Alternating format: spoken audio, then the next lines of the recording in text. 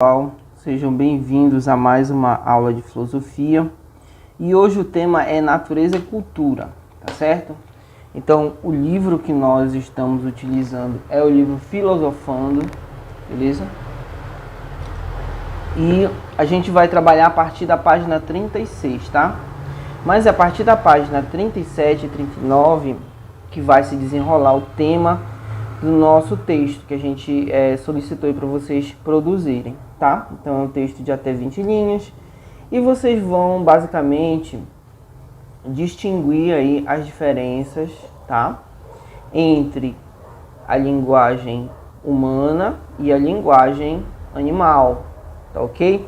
Então a gente já parte do princípio de que ambos tem uma linguagem, ambos se comunicam de alguma forma. Então o humano ele se comunica e os animais também, tá ok? Então a gente está tentando descobrir a diferença entre esses dois entes biológicos, o humano e os animais, tá ok? Então vamos lá. Na parte lá de natureza e cultura, o mundo humano dos símbolos, a gente vai a partir da página 37 verificar essas diferenças. Então, vamos lá. A questão dos humanos é que eles têm, basicamente, algumas características. O ser humano ele possui um cérebro, o ser humano ele possui uma constituição biológica que lhe permite desenvolver uma consciência de si. Então, em primeiro lugar, ele tem uma consciência de si. Ele tem uma consciência de si mesmo, de que ele existe no mundo, de que ele pensa e de que ele existe. Então, ele desenvolve também uma consciência do outro e do mundo. Então ele também desenvolve esse tipo de consciência, tá ok? Se ele desenvolve essa consciência interna do cérebro dele, é possível dizer que ele pensa. Se ele pensa, ele começa a se utilizar também de símbolos dentro da sua cabeça para significar alguns objetos, atitudes, pessoas e conceitos, tá? Então ele lança a mão dos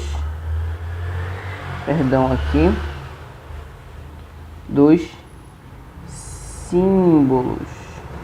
Então ele é um ser humano, é um ser que é capaz de simbolizar para representar. Então, por exemplo, na nossa cultura nós temos um objeto que é cortante, que serve para cortar carne, frutas, legumes, etc. E que possui um cabo, geralmente é feito de metal, e possui aí um fio de corte. Aí esse objeto nós simbolizamos, nós criamos um conceito e uma palavra, nós chamamos de faca. Então nós chamamos de faca. E isso na nossa cultura. Em outras culturas vai ter outros nomes, tá ok? De acordo com cada cultura vai ter um nome. Mas em geral, a esse objeto nós atribuímos um nome, ok? Nesse caso da nossa cultura, da língua portuguesa, nós chamamos de faca.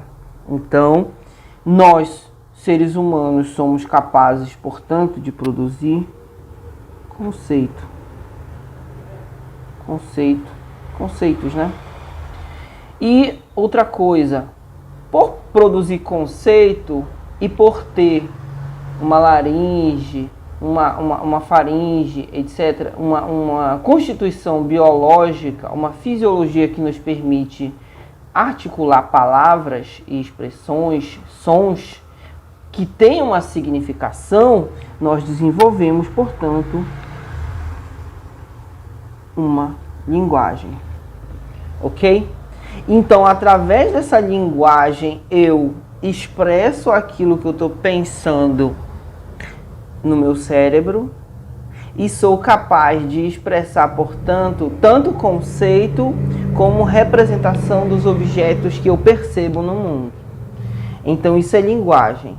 Essa linguagem, tanto falando em termos verbais, simbólicos, quanto em termos de ato, de praticar uma ação no mundo, são capazes de gerar, portanto,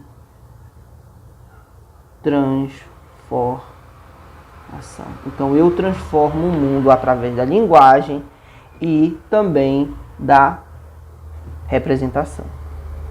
Então o ser humano ele é capaz de transformar a natureza porque ele pensa, porque ele nota determinadas dificuldades no mundo e ele pensa em como resolver aquilo. Então, por exemplo, o ser humano ele precisava caçar um javali, né, que a gente chama aqui pouco do mato. Só que o javali ele era mais rápido, mais forte, mais esperto, digamos assim, né? Porque ele tem aquele instinto de fuga, etc. E o ser humano não conseguia acompanhar a corrida do javali ou da onça, né? Então ele precisava caçar esse animal para comer. Então, como ele não conseguia acompanhar a velocidade dele, ele se utilizava da sua artimanha, do seu pensamento, da sua inteligência para produzir uma arma. Então ele produziu uma lança. Ele poderia também produzir uma armadilha para prender esse animal e depois matá-lo. Enfim, ele percebe a dificuldade que ele tem na natureza e ele se utiliza da sua razão, porque nem sempre ele tem esse aparato fisiológico, né, para suplantar aquele determinado obstáculo. Então ele vai lá, se utiliza da sua razão e consegue resolver o problema. Beleza? Então o ser humano ele transforma a natureza, ele não está sujeito à natureza. O ser humano não de uma maneira, como posso dizer, geral, sim, porque, por exemplo, fenômenos naturais como vulcões, terremotos, muitos fenômenos ainda estão acima do homem, mas de uma maneira cotidiana, em termos de resolução simples do cotidiano do homem, ele transforma, ele cria prédios, ele combate doenças, ele é capaz de criar aviões para superar as dificuldades da distância, certo? A internet para a comunicação e entre outros artifícios que o ser humano cria. Portanto, o ser humano ele tem a capacidade de enfrentar a natureza e de superar determinados obstáculos que ela apresenta. Beleza? Então vamos lá adiante. Já no caso aí, portanto, dos animais, os animais, eles têm algumas diferenças, tá? Então, os animais, eles têm o quê? Instinto, né? Chamam de instinto de sobrevivência. Mas é instinto não só de sobrevivência, como a gente tem instinto para muitas coisas também, né? Reprodução, percepção das coisas, etc. Até em termos de comunicação. Então, ele tem um instinto, ele tem uma inscrição biológica, até mesmo no genoma dele, na sua constituição biológica, que lhe permite se comunicar com os outros animais, ter determinados comportamentos, né? Então, portanto, ele possui uma repetição de comportamento. Uma repetição de comportamento. Se ele tem uma repetição de comportamento, se ele não é capaz de alterar a própria natureza, porque ele está sujeito a ela, o animal está sujeito, perdão, que só um... Então, o animal ele está sujeito aí à natureza. A natureza está acima dele, né? Então, a natureza está acima do animal. Então, pode-se dizer que ele tem uma submissão à natureza.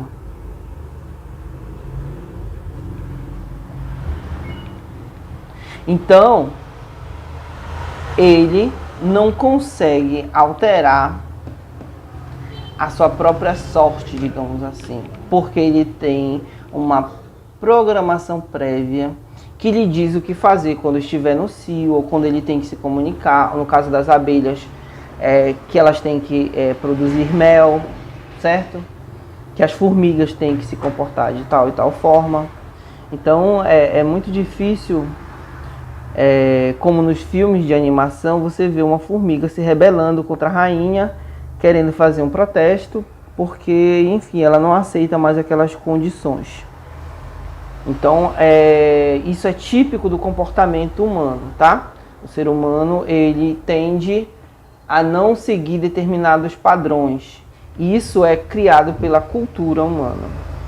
Então, essa linguagem do animal, ela é uma linguagem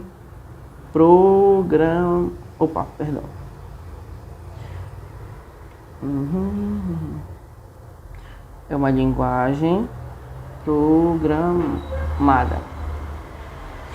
Tudo isso para dizer o seguinte, que a questão da cultura é um atributo humano. O ser humano, ele é capaz de produzir cultura. Já os animais, não. Porque cultura nada mais é do que a transformação do meio. É a criação humana. É típico do ser humano possuir cultura. Cultura, portanto, é essa transformação e essa significação.